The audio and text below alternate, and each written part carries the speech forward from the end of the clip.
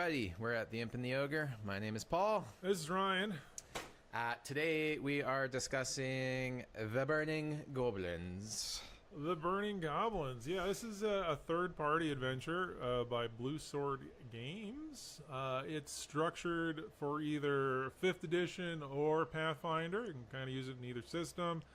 It was, I guess the main designer on it was Mark Bowen, and it's designed for first-level characters and originally came out in 2017. You can get this adventure on the Drive-Thru RPG website, and you can get it for free. There is a bonus content edition as well, which costs you a few dollars, which includes some extra bonus content for the players out there. We were talking about the free version of this adventure because we are cheap. Smart. So, The Burning Goblins, quick overview, a little backstory. There's a group of kobolds that had found a dragon egg. They worshipped said dragon egg for a long time. A group of goblins came through, murder hoboed the kobolds, and took the dragon egg and kept it for whatever reason. And eventually a dragon hatches out of it, and he manipulates the goblins into kind of doing his bidding and outgrows them a little bit, and they steal a girl along the way. The miller's daughter. Yeah. Thank you. I did think it was kind of interesting that like all the kobold background stuff, the PCs really, I mean, as written, the PCs have really no way of finding this information out. I mean, I think there's maybe one NPC that maybe they can get a little bit of, it's an optional NPC, that maybe they can get a little bit of this information out there.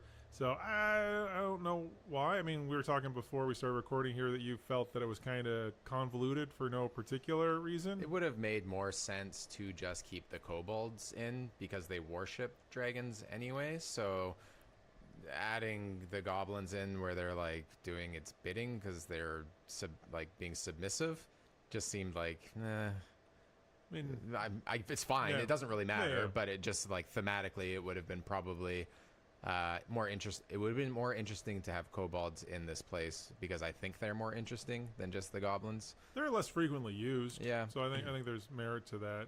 I agree to a certain extent. Like I didn't think there's anything gained or lost one way or the other. Goblins are maybe a little overused for first level adventures. But then the goblins are kind of awesome. I think my biggest issue with the little preamble there is that it doesn't really add anything to the adventure. You know, like having the goblins find a dragon egg and just start like taking it, you know, or having found it and like they were using it as a hat rack and then it hatched or something like that. And then the dragon, like I don't see. I don't know. I don't know why there was all the background with the kobold stuff. Just because the PCs never find out about it, and I don't think it adds anything. Maybe like this was written. Seems like this is written for brand new people playing D&D. I'd hope so.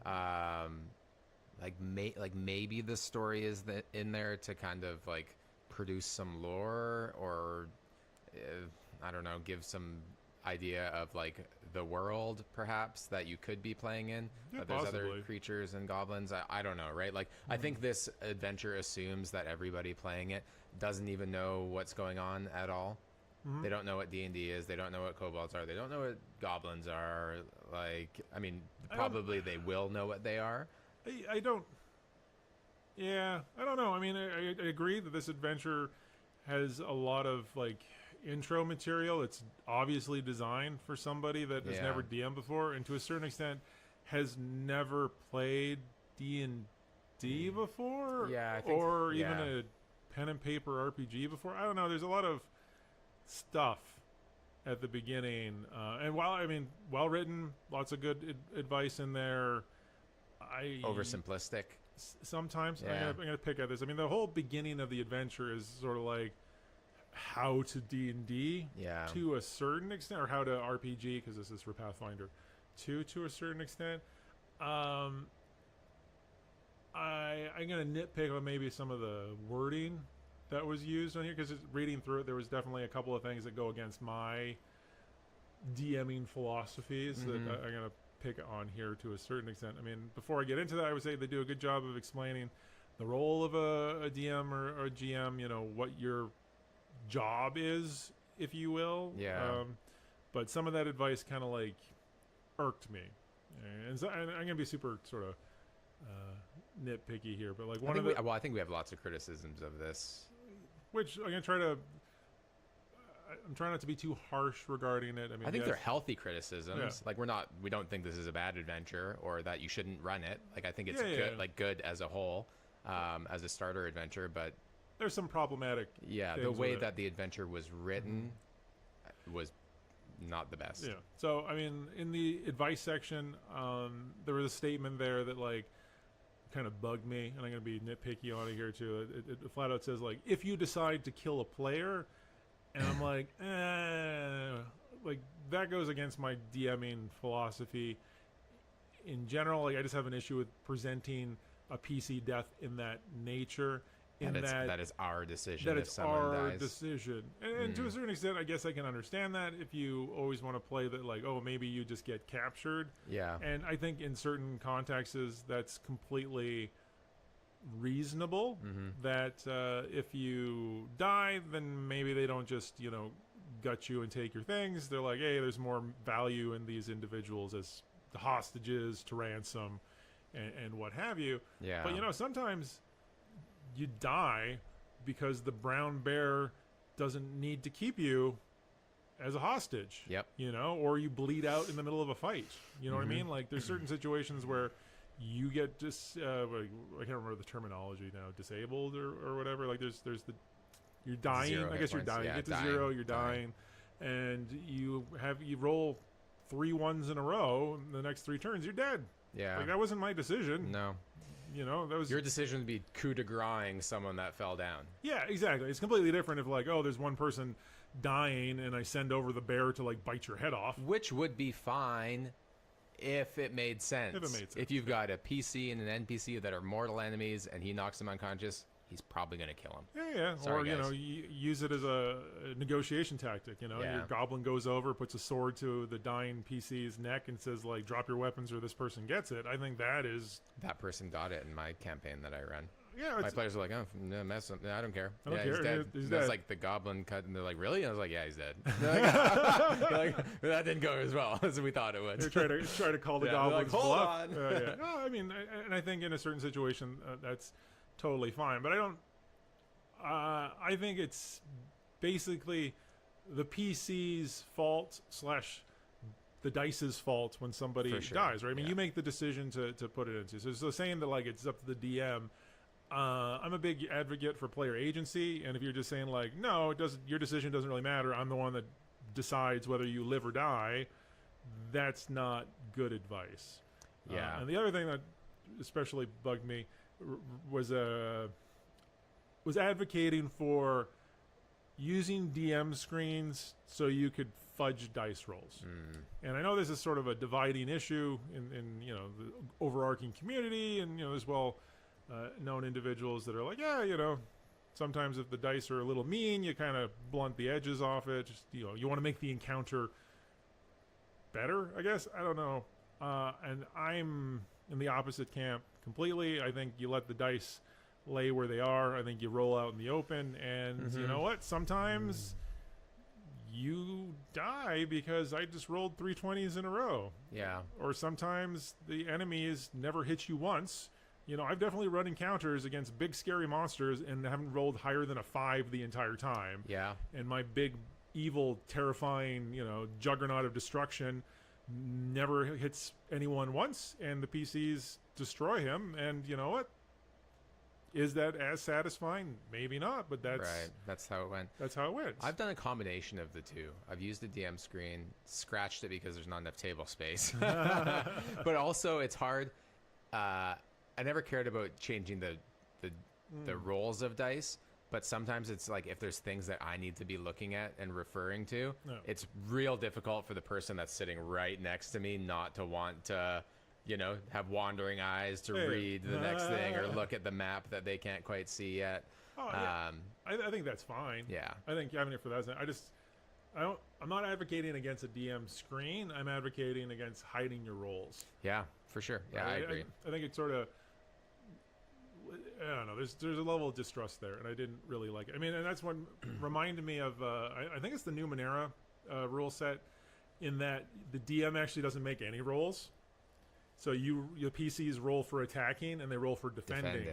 So you say like, okay, the PC attacks. It's like, okay, you're attacking against this level of monster, so you have to roll X, and there's all kinds of other stuff in there. And like, okay, you're being attacked by a level X fire breath or something like that. And okay, it's a fire attack at this, and then you roll, you have your abilities and whatnot. So the PCs roll for attacking and for defending, and then there's all kinds of manipulation of your numbers that you can do. But I always kind of like that, especially when you're starting to see like how many reactive abilities there are in D&D these days, where like you're gonna roll and then someone's gonna react anyways. Yeah. So why not make defense reactive as well? Right. You know, we always talk about like how players like to roll dice. Well, then they can roll to defend, and they can have modifiers to defend that, or abilities they can use reactively, which they already can, right? Yeah. Like the shield spell is a reactive spell. Yeah. So I thought that's, and that completely removes the temptation for fudging dice rolls, because you have no control over that. You can decide the difficulty of the attack. Right. Yeah, that's a good system. But it's completely transparent. It's completely. I think transparency is key. Well, one of the things, I mean, we're off topic here, but that's fine. When I started playing with new players, one of their things was they thought that it was just my story that they were a part of.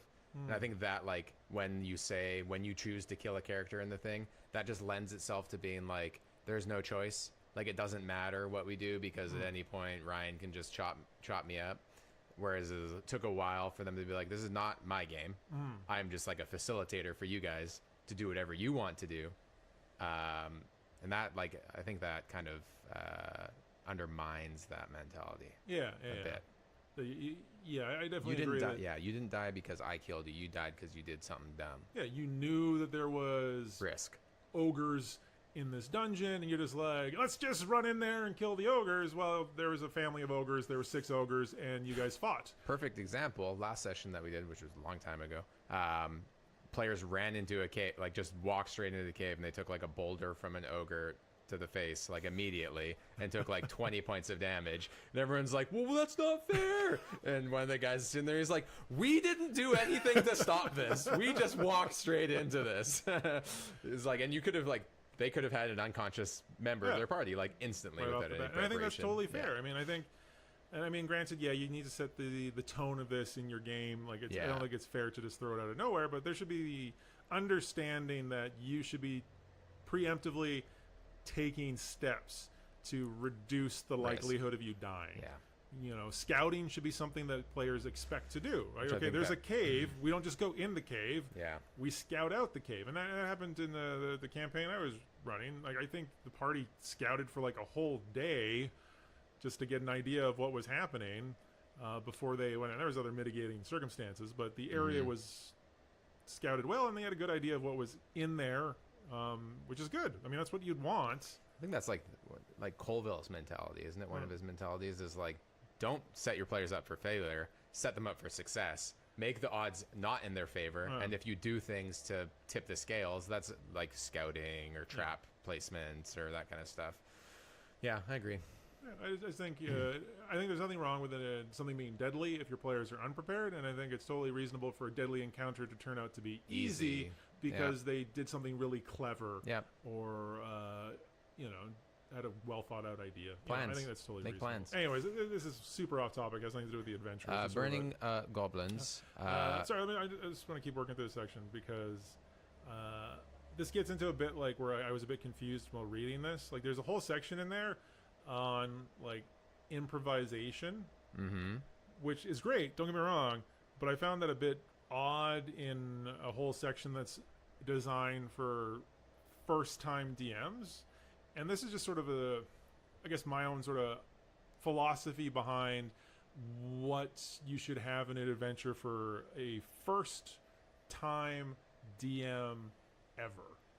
And I think improvisation is something that you learn how to do with experience. I think a well put together first level adventure for brand new players should be tightly laid out, not railroady, right? But so I'm not saying it should be linear, that you have to do this, you have to do that, but it should be structured in a way that you're not scrambling so much. Yeah. You know, you can build in multiple pathways. You can, these are things that need to happen. They can happen in any order. So it doesn't matter if they go talk to the priest first or they go investigate the cave first. Like, I think you can get rid of, it doesn't have to be linear that you have to do X then Y. It's like, no, you need to accomplish these things.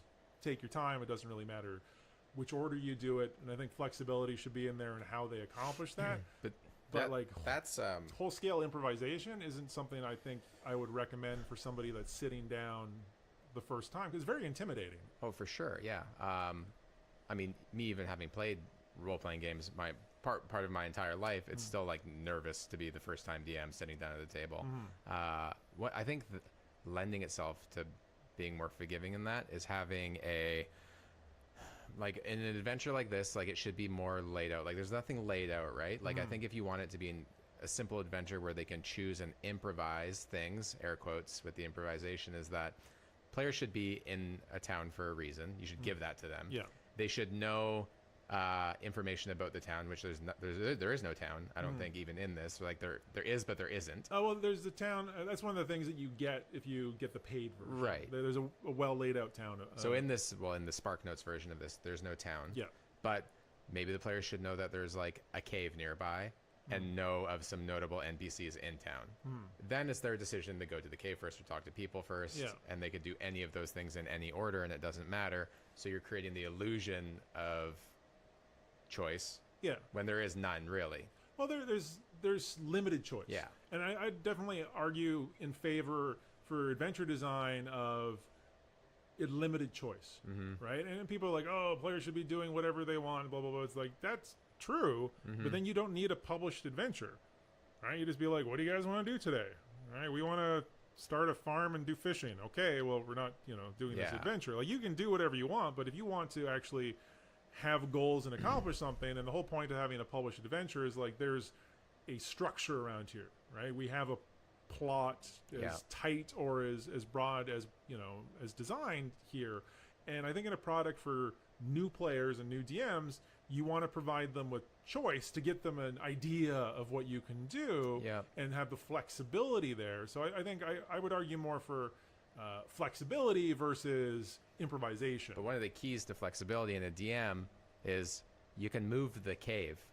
So if they know there's a cave somewhere nearby but choose to go explore downriver instead, you never said that there's goblins in that other cave. Your goblin cave could be downriver. Yeah. You can just choose where they go, kind of. Yeah, that's true, but I mean, like, that's... I don't know, I'm of two minds of that, and we're way off in the weeds now, but that's okay. Is that it removes the choice then. I think it's okay for somebody But they never knew that there was... They never knew that the choice was taken away from them. It's true. There's still that could be a bear cave. The other cave could be a bear cave. They just know there's a cave. Yeah. But if they choose not to go explore that ever, yeah, you can plop the goblins. Yeah, but I don't know that it's fair, if you will, to just move the plot element wherever it needs to be, regardless. I'm a big fan of sort of like, no, this is here, this is there, you know it's there, you can go check it out if you want to, you don't have to. But if you're not going to go check that out, then we're not doing this adventure. But we're talking about a first-time adventure for first-time DM. Yeah.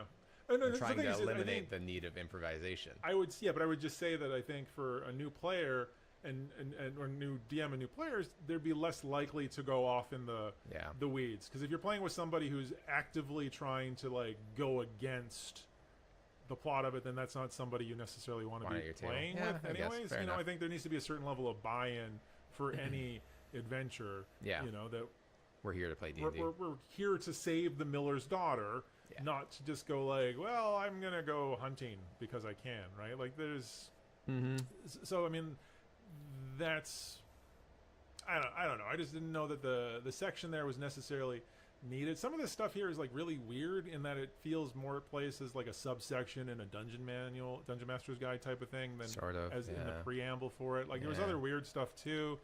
Like there's a random list of every possible flavor of pen and paper RPGs in there as well, which is fine. Like there's nothing wrong with the descriptions or anything like that. But you have a fantasy adventure. Why are you telling people that, like, well, you can play an X-Files themed game? which don't get me wrong, it's a super fun fine. game, Yeah, right? it's Yeah, fun, no, yeah. like I'm a huge fan of Delta Green, which is a great game. But it's just, I don't know, it just seemed really out of place to me. And also, before we actually get into the meat here, one last thing I wanted to mention, just as sort of a general comment regarding brand new, like things that are designed for first-time players and first-time DMs, is I think a well put together one should include pre-made characters. Yeah. Right? Like Yeah.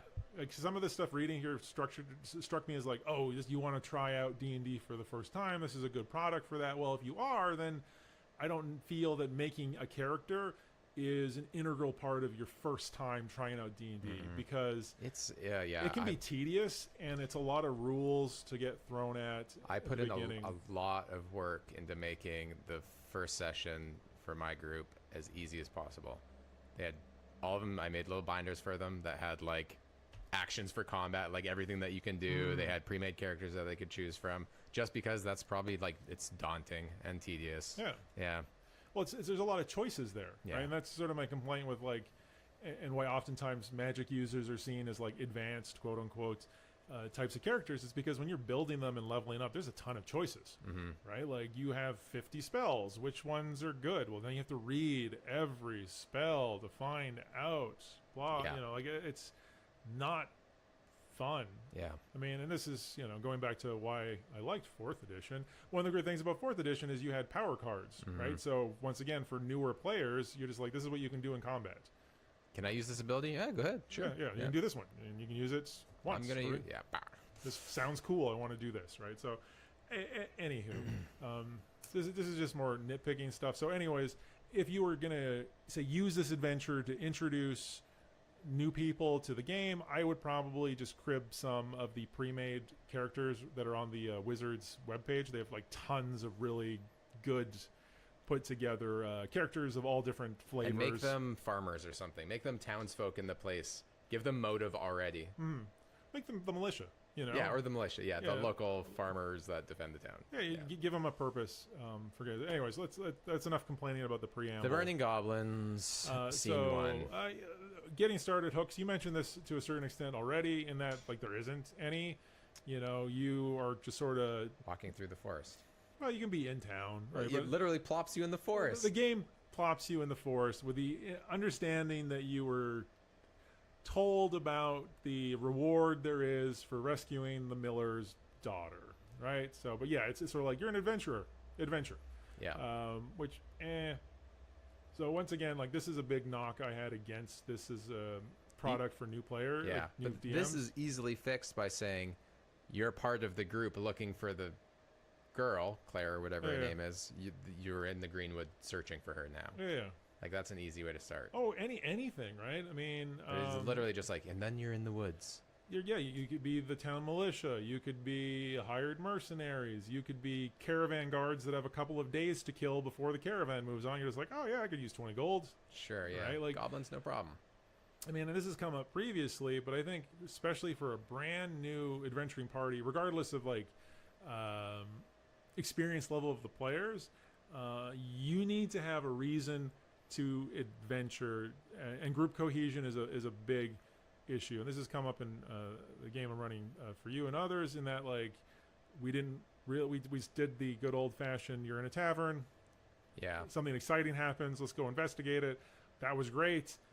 And we wanted to have a campaign, though, so why are we continuing after this? So it can be problematic if you don't have the structure there. And once again, for new players, I think in a product for new DMs, you want to provide as much structure as possible. Even just throw some ideas out there. I don't think you have to say you have to do it this way, Yeah. but give people something to work with. And like you mentioned, it can be like 3 lines of text. Yeah. So it seems like a glaring omission to me. So yeah, the first part, like we said, it kind of just plops you in. I think this is an optional part of it's in the adventure. Yeah, so the part 1 and 2 are part optional. 1 is it's effectively a combat encounter that is they give you a mist snake, so you can leave at any point you want. But I think the idea is that you roll some dice, you get the feel for combat or something, what it would look like. So sure, take it or leave it. It doesn't really matter if you want them to roll some dice and like kind of maybe relax a little bit if it is your first game. Yeah, so there's some optional random encounters and there's some optional NPCs. I get the feeling from reading the adventure that this was a more recent edition, that in some of the playtesting there was maybe some criticism about the lack of flexibility. Right. And this was tacked on, because it definitely feels tacked on, not integral to the adventure.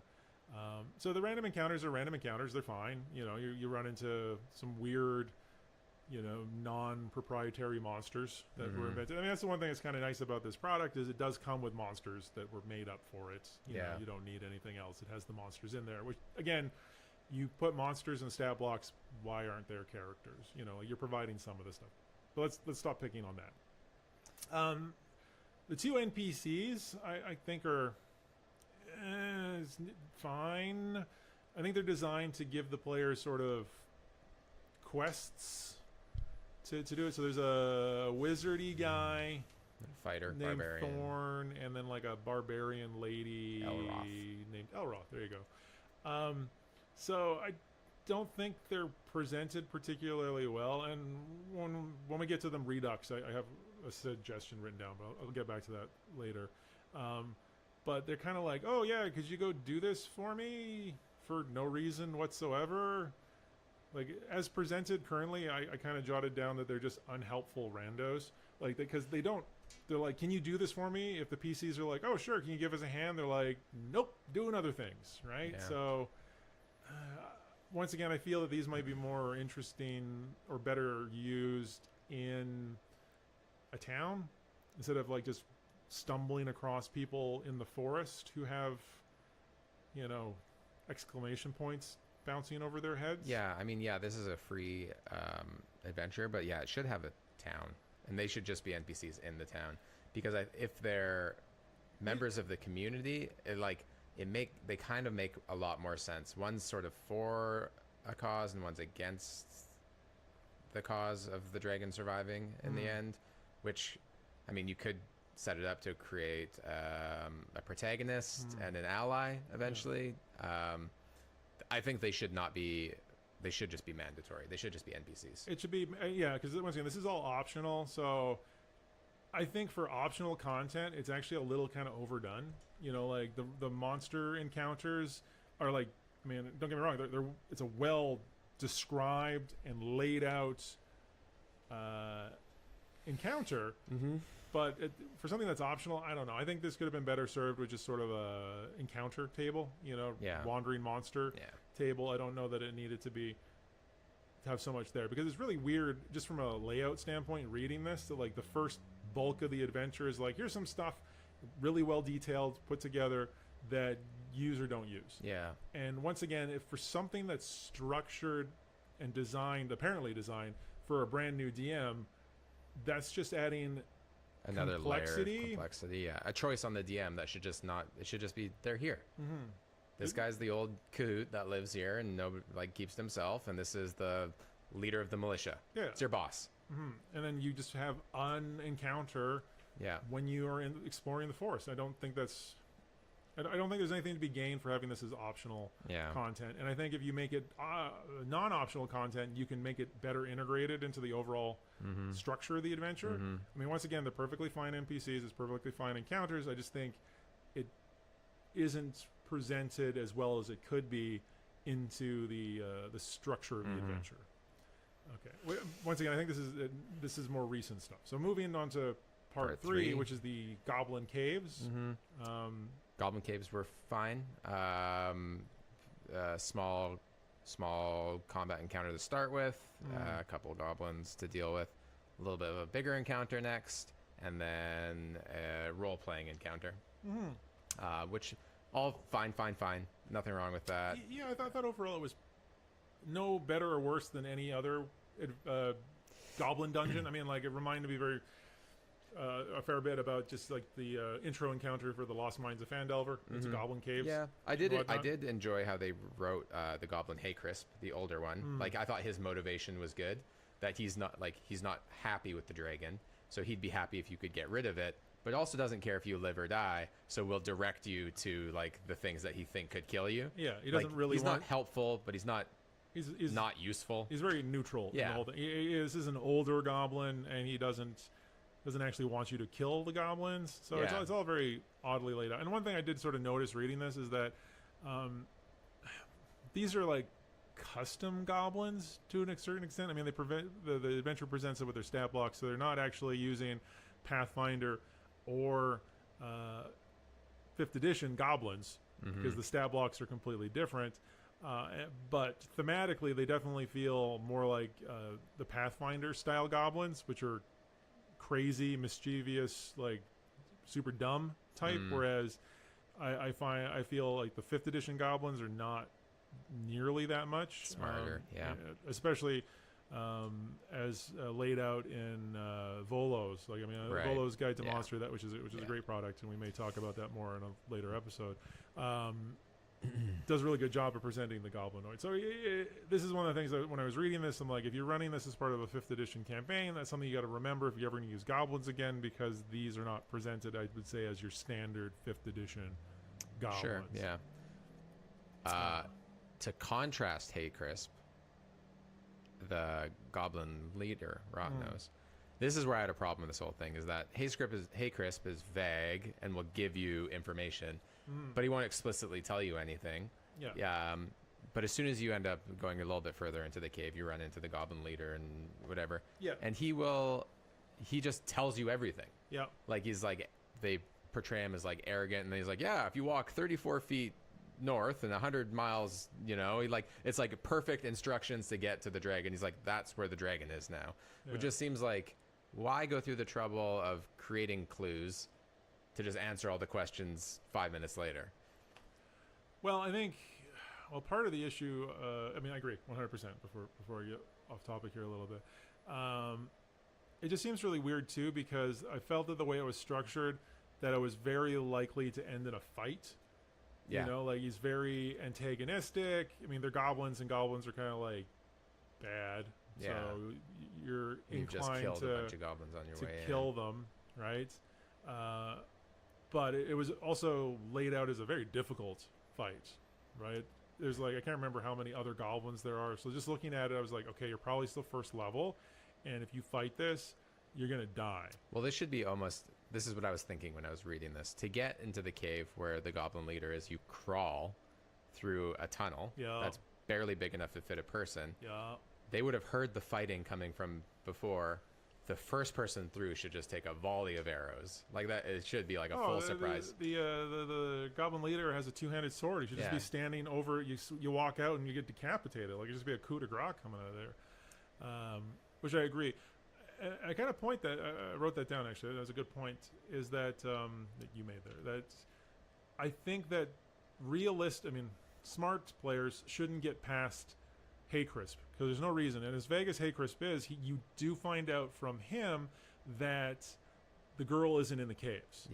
And if that's what your goal is to find the girl. Once you know the girl's not there, you should just leave. Now, will you? It depends on the PCs. And once again, like, if this is a new party, the expectation is, well, no, there's still monsters. We got to clear out the monsters. So maybe it's intentionally designed to fail.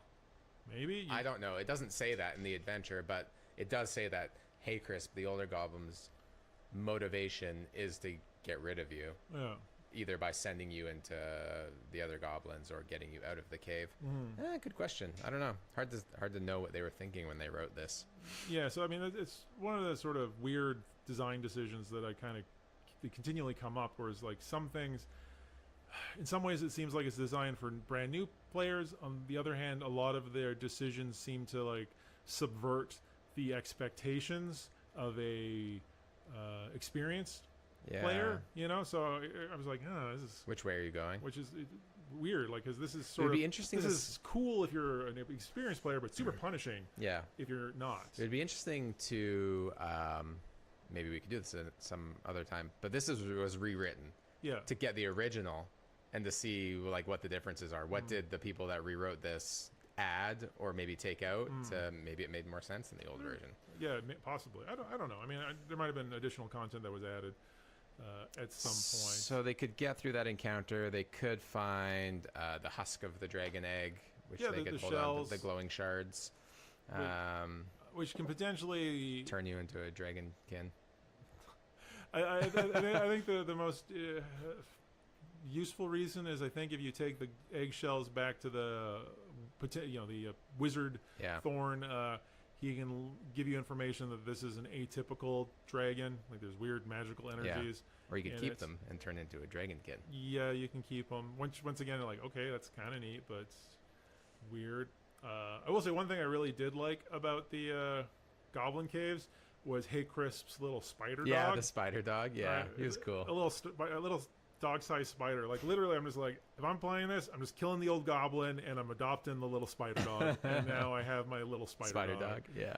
Because it's a cute little picture, and I'm like, spider dog is adorable. Yeah, agreed. And the other thing I'm just going to complain about is there's a pit trap.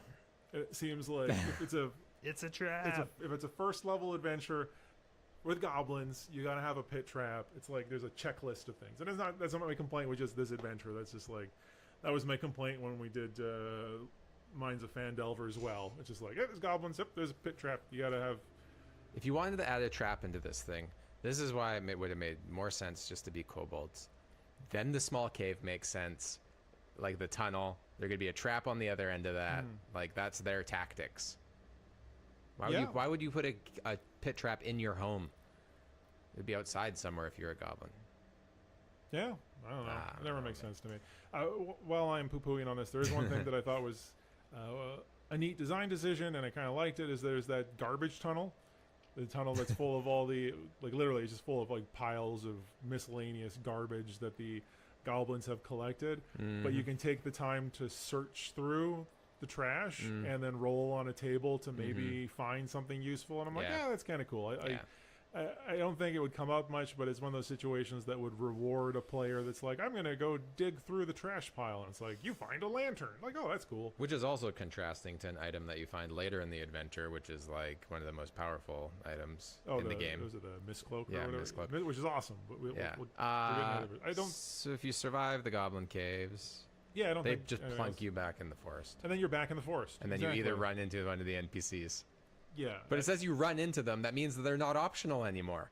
Well, I think it's if you were using it, they should be. So this is okay. This is what we're gonna get into. So I think the NPCs like literally just burst through the forest. Yeah, this is like, hey guys, hey, what's looking for you? Weird that you're here.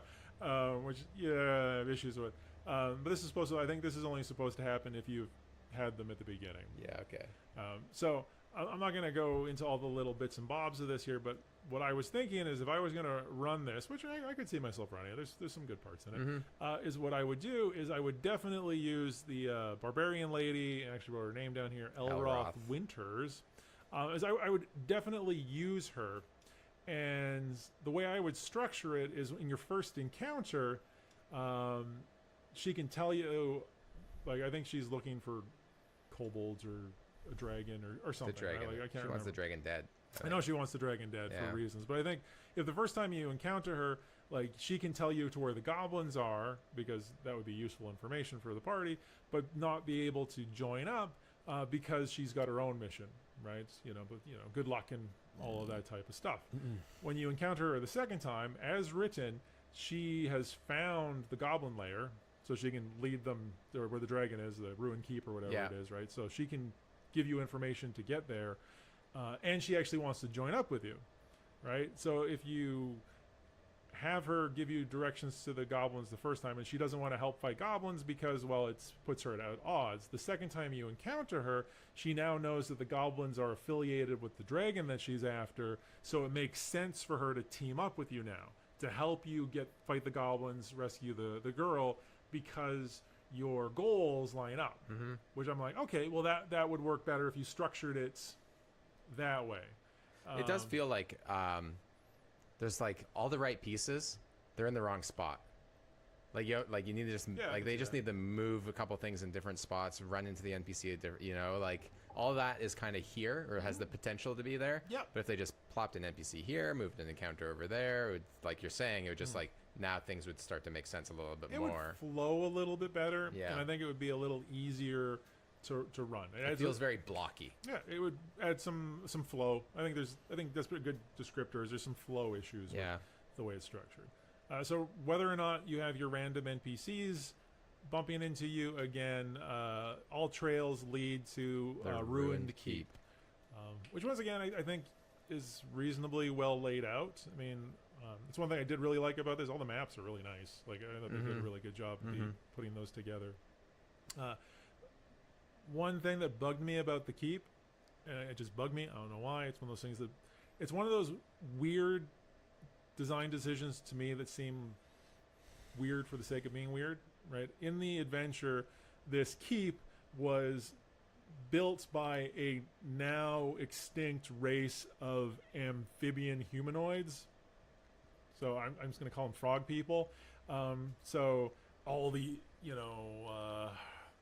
carvings and whatnot are supposed to be all kind of weird and odd. And I'm like, why? Especially once again, if we're talking about an adventure for like a brand new group of people, like elves, Ruin Keep elves or dwarves. Just like pick something that has a certain level of cultural awareness, right? Like you don't need to describe what dwarves are to people or elves are to also, people. Right? Like I mean, if nothing else, like the Lord of the Rings and Hobbit movies had wide enough cultural impact that people have kind of a rough idea. Sure, yeah. So you can just use that sort of cultural cachet as a shorthand instead of being like, oh yeah, it's all. Don't reinvent the wheel. Squiggly. Like it seems like you're reinventing the wheel for no reason. Especially if they have questions about it too. Then like you have no information. Or it doesn't even like describe them. It just says like they're mysterious amphibians. So like, are they salamander people? Are they frog people? Are they just like guppies? Like it's just, are they guppies? you don't really know. And once again, for an experienced DM, who cares? Right? You just make something up. Yeah. Yeah. No, they're lizardfish people. They have little gills, and little hands in the front, like the Like there's all types of things that you could come up with. Yeah, oxygen apparatus is very intricate. Fishbowl, upside down fish bowls. But for a new DM, which once again, a lot of the stuff at the beginning of this adventure suggests that was the target audience. They're making it more complex. Making it more complex for no reason. Like there's no payoff, in my opinion, for doing this. No. Right? There's not some like ancient squid monster that you need to fight that fits into the context of this. It's not even like that swampy, right? Like it's not like this isn't a swamp. It's like you're in the middle of a forest and there's something that like there's no water, so they weren't amphibious. Maybe the humans dammed the river.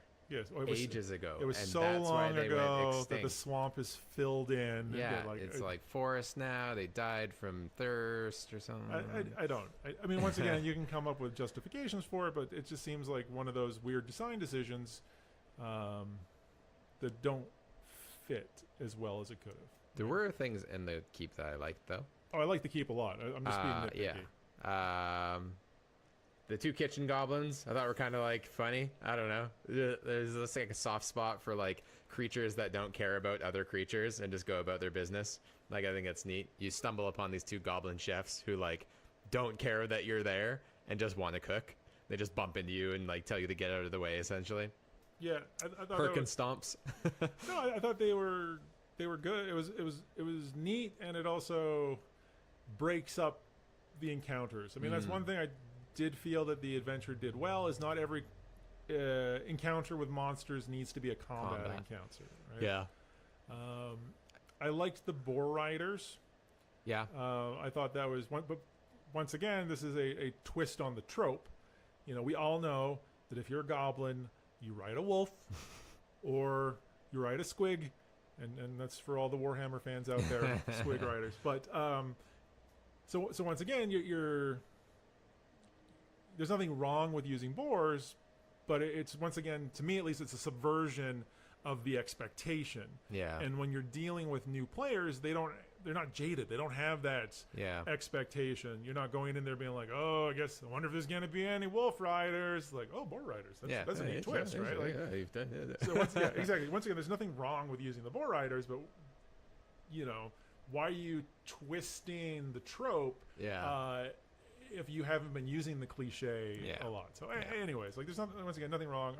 Boar riders, totally fine. A neat I liked it. image. I thought they were well done. So before talking about the next thing that I really liked about the castle, the constructs, I guess like to say about the dragon. I didn't like the constructs. I thought they were kind of neat. So the idea with the dragon was that it was like a crossbreed of like several dragons and Naga and like something else. So it had like this wonderful magical innate spellcasting ability. Well, dragons all do. It's like it's a mixture dragon that grows super fast. Yeah. Anyway, I thought it was like he creates these constructs. I thought they were kind of neat. They're like sort of servants that don't really know their purpose. But I thought it was cool because if somehow you could get rid of the dragon without getting rid of the constructs, you could like have servants. Yeah. I thought they were neat. So the constructs are basically self-aware magical beings. Robots, if you will. And I think the adventure lays it out that the dragon learned this information from like a book or writing on the wall or whatever. So the constructs are interesting in that they I don't know if they're inherently hostile. No, they were like they like were just curious. You can like negotiate with them, but I could see running the encounters with them as being difficult. Yeah. Right? Oh, for sure, yeah. Because it's not clear cut how they would behave, and even in the adventure it doesn't present that like they're going to be hostile if you do this, or they're going to be generally neutral unless you do this. You know what I mean? You could make them just there, non-interactive, right? Like I talk to the construct, it continues to read the book. Yeah. It brushes by you, like they're there, but not communicative. Maybe I think it'd be easier to run if they were like automatons. Yeah. If they were more along those lines, that like they can follow instructions, they can not intelligent. They don't have, you just make them, you just take away the self-awareness, right? Yeah. You just make them helper robots, and I think it's an easier encounters to run. They're totally fine, they don't do any things, they're not hostile unless you try to stop them from their task, and then they respond with hostility. Which also would allow the dragon to say boss them around and use them as guards in certain contexts. They seem difficult to fight due to the way they're built. Everything in the castle is death. Yeah. There's nothing there that they're going to win. I agree. Yeah. The shadow thing in the basement. Yeah, you can't. Shadows have 100 hit points and then, like your level resistance 2 maybe. To everything. Yeah. There's no way. Yeah, you have no magical items. There's a cellar that you can go into that has this impossible. It's a shadow. It's not even a shadow because you can't really kill it. It's like you kill it and then it comes back. Like it's an embodiment of the evil of this place, which Salamander Shadow. Salamander Shadow.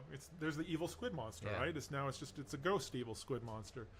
It's death. Like you can't fight it, and it will just slaughter everybody. So I could see it being useful if it had been structured as a potential like follow-up. You know what I mean? Like if the adventure had sort of teased that like obviously your players should not be fighting this now, but we put this here as maybe this is a follow-up quest that you want to banish the evil, so blah blah blah blah blah. Right. But players just randomly exploring, like you're punished for trying to thoroughly explore this place. Yeah. Because you're going to find this monster. It's way above the power level of your party, like hugely, and you're just going to get destroyed. So I don't know. To me, that's just not fun. So I'm not really sure why you'd put that in there. Like it's just mean. It's like, and then you go around the corner and there's the Terrask. You all die. It's just like, hey, cool. Like, yeah, yes, it's tough. I mean, I don't understand the logic behind it. Like, even trying to think about like a good reason for it to be there. Like, just to prove that it exists. Like I'm not sure. Like I couldn't think of a good reason why you'd put it there. It doesn't fit with the theme of the adventure. It's doesn't provide any information. It's just there to hurt you. There's no narrative reason behind it. There's no quest associated with it. So it was a bit weird. And it's like invincible as far as the party's concerned. It's invincible. It is, so it's not even like a tough monster that you can get the joy from defeating. Lure it to the dragon. I don't know. Speaking once again of overpowered things, the Mist Cloak. Yeah, there's two. I mean, there's like a simple puzzle they can kind of figure out. They get a key, which is 2 halves of a face, can stick it in and open up this like long forgotten and sealed armory treasury, I guess, room that the door is so magical that a dragon can't find it, but human men can. A goblin stole half of a piece of the key and then hid it in a fountain, and nobody could find it. So yeah, but they couldn't even see the door, so they didn't know that there was a key to put in the door. Doesn't make sense. They can go in there and get a mantle of mist, but even there is a message in the adventure that says this item is super powerful. We're not sure that your players even want it, so think long and hard about why they would have this. And I mean, it's like pretty powerful. You can just scoot to the ethereal plane with all your possessions. I think it's the astral plane. Astral plane. You can take things with you and perform actions from there. You can't move. I mean, it's super abusable. Yeah. Oh, I'm about to die. Oh, I'm just gonna go to the astral plane for 10 turns and drink a bunch of potions and then memorize. Yeah. I think if you use this, you'd have to put a limit on it. Like you get to go to the astral plane for 2 turns or 1 turn or something like that. You can use it once. It needs to recharge in the light of the full moon. Yeah, I mean, because it's super abusable. Yeah. Right? Because you're like, you just use it nonstop. If you want to sneak into some place, you just like pop into the astral plane, hang out there for 3 hours. Let's rob a bank. I'm just going to go into the bank. I'm going to pop into the astral plane, hang out there for 10 hours. The bank's closed when I come back, and I rob it. And then I go to the astral plane, and then I wait there for 10 hours. It opens again, and I walk out the front door. Right? So in the hands of clever players, I mean, that's just a ridiculous example, but in the hands of clever players, I think it's super abusable. It's a very neat idea for a magic item, and I like it from a design decision, but I think the way it's presented, you'd have to put some limits. Yeah, or just make it something less powerful. Yeah. Cloak of Elvenkind or something. It should be a sword of dragon slaying or something like that. Like, I mean, once again, in my experience, that if you're playing with new players or young players, they want weapons and armor. They don't want cloaks. Neat. Well, the cloaks. Well, they wouldn't even like probably grasp like the potential boon of it. You know, like, oh, I can just disappear for a bit. Well, you probably wouldn't even get to use it in the adventure. Yeah, which is less fun. You know, I mean, one of the fun things about getting magic items is getting to use them. True. Sooner than later. Yeah. And I mean, yes, you could use this nonstop, but it's not like it's. I'm a big fan of consumable magic items. Yep. I gave my party beads of force, and they distributed them evenly. It was great. I think I sort of get off topic here. No, I completely agree. I think powerful consumables are awesome. Yeah. Right? Because, is it going to maybe, quote unquote, ruin one of your encounters because they just blow it up? It's like, yeah, maybe. But the only guy in the party who is like, everyone was like, we can't use them, they're too valuable. He's like, I throw the bead. And he missed. And it just hit the wall, and there's like a bubble rolling around the room. It's funny. Well, I mean, and that's great, right? Because you have to make the decision when to use it, and then you don't have to worry so much about it. Like with continual usage things, you can give a player an overpowered weapon that breaks the game, and then what are you gonna do? Take it away from them? Yeah, that's mean. Like giving them an overpowered, you can give them a wand of fireballs at level 1, but it only has 2 charges. Yeah, who cares, right? That's not gonna ruin it. Maybe they use it on the boss fight, and the boss fight, you roll all 6s, and the boss dies. You're just like, whatever. But that feels awesome. Yeah. You've saved on to this super cool thing for the entire adventure, and it has a huge payoff. So yeah, I agree, and we're kind of once again in the weeds, but it's a short adventure. The weeds are fun. It's a really neat magic item, but I think once again for new players, something more fun here, that's usable might be a better usage. If you're running this, I mean, as a magic item, I could definitely see just stealing the idea for and using in a higher level adventure. Like I think it's a cool item, and it's cool powers. So anyways. Yeah. And then the dragon. At the end, you finally find a dragon who's got, I can't remember what color he is, but his breath weapon doesn't match his color. Blacky Red, I think. What's his name? I don't know if I even wrote it down. Ragma. Yeah, he assumed a goblin name. Yeah, Ragma. The dragon encounter. If you fought him, you'd die. Well, it says that too. I mean, I at least appreciated that like your players will die, probably like if they fight him, and they also say he will just fly, and that kind of goes along with like our dragon talks before that, like why wouldn't a dragon just fly and breathe his fire weapon on you? And they do say it would do that in this situation, but it's they did kind of set the stage that he's like a hyper curious like dragon, young but big, wants to learn. So he's like, it says that he's curious about talking to the PCs about where they came from and like, what do? You know, do you have a girlfriend? Like just chatting them up, right? So oh yeah, well that's exactly it. Like he's just been talking to the goblins. No, to the miller's daughter, right? Like the girl you're supposed to rescue, of which there's literally no information presented in the adventure at all about. They don't even say that she's there. No, she's just a MacGuffin, right? Yeah. She's just something to go rescue, which is just bad. But it does say that like he has no intention of like hurting her. Yeah, he just is learning about the area. But she won't talk to him because she's too scared. Yeah. So you've got this like, I mean, if it's an interesting narrative, kind of chatty, you can convince him to leave maybe or to go explore. I think the intended outcome is that you negotiate with him and work out a trade. Yeah. Whereby like the villagers bring him stuff. Yeah. And he lets the girl go. And then he even says that like, oh yeah, and you know these burbs are too rural for me. I want to go out and explore the world. And it's like, yeah, but he's not a good dragon. You know what I mean? Like this ties again into like that subversion of cliches for no reason, right? Like if this is for brand new players and a brand new DM, I mean, which isn't to say you can't be a brand new DM with experienced players, right? But why is it has to be an ambiguous dragon?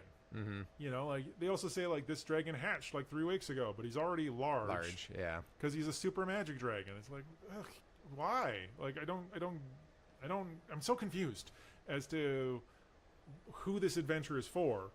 And that was the big takeaway I got reading this is like who it's like all this stuff at the beginning is written like you don't understand what D&D is, so let me explain what D&D is. But let me give you the most complex creature there is out there now and try to understand it. Yeah, it's like a foot on one out the door and one in the door kind of feeling or whatever. It's trying to be all things to all people, and it doesn't really pull it off so much that way. Also, as we've mentioned in previous episodes, I don't think that you should be encountering dragons at such a low level. You definitely shouldn't be fighting it. And as much as the adventure's like, you should totally negotiate with this person, one of the, I guess, optional NPCs, what's her name again? Elroth. Her whole point is to fight and kill the dragon. So it would be great if she was there, well, that's it. Tried to fight and kill the dragon, and he just murked her. And you're just like, and everyone's like, yeah, what can we do for you? Yeah, but I mean, that's what I sort of took out of this. So if she's in your party, kill her. Well, she's going to fight. There's no negotiation. She's like going to be charge, and the dragon's going to be like, okay, let's do this. And then you guys end up fighting. So I don't know that I would find this, as a player, I don't know if I would find this a satisfying conclusion to an adventure. Mm-hmm. We rescued the daughter, but like the bad guys all got away, kind of. Like, because you don't necessarily even clear the goblin caves out. True. Right? That might be a situation where like the follow-up adventures, you're going to clean out the caves, I guess, maybe. I don't know. You really can't fight the dragon because you shouldn't be able to beat the dragon. Yeah. So I don't know. I could see it being kind of unsatisfying. I guess like at the end of it, you could just be like, we played D&D. Yeah, but I mean, like, there's if you just want to try out D&D, you don't need the dragon. You know what I mean? Yeah. Like, you just put the. Ryan, it's called Dungeons and Dragons. Yeah, I don't know that you need Dungeons and Dragons in a game of Dungeons and Dragons. You know, it's not goblins and keeps. It's true. It's true. But now you're setting false expectations. Like, that means every adventure needs a dungeon and a dragon in it, and if there's not a dragon in it, it's not Dungeons and Dragons. Yeah. Anyway, so I I don't know why you need a random one-of-a-kind dragon in it. Yeah. I actually could see this working better is if the dragon actually is a good dragon, and it's only been behaving the way it's been behaving is because it's been learning from goblins. Right. So it didn't have good influences, which is why it's kind of confused. It's just like, this doesn't feel right. That does make sense too, because they say along like that the dragon was able to manipulate the goblins once it hatched because it learns while it's in the egg. Yeah. So that makes like a bit of sense too. That it's a good dragon that had the wrong expectation.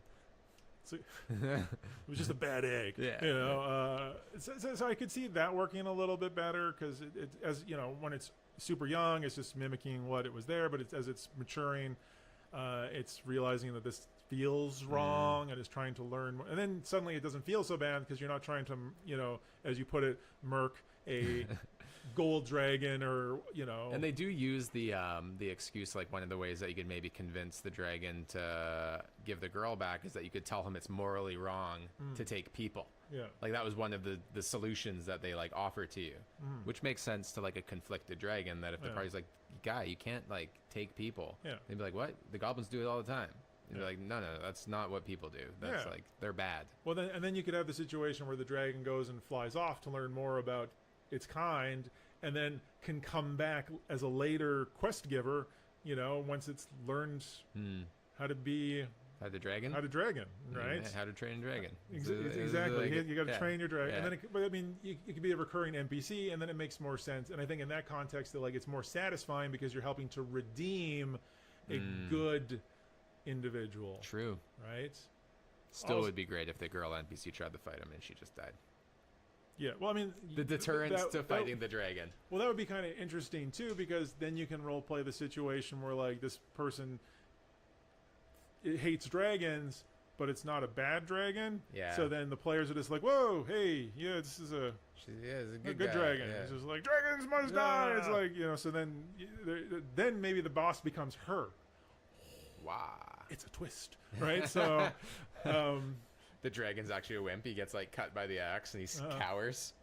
See, then you don't have to make them large. You can now have the players having to defend the good little dragon from the ally. Or even better, the goblins say it's a large dragon, but it's maybe the size of a horse, right? Like to the goblins, it's massive because they're tiny. And the large dragon was able to get out of the cave like a couple days ago. But anyway, that would be funny. The goblins are constantly talking about the massive dragon, and you show up and it's like a worm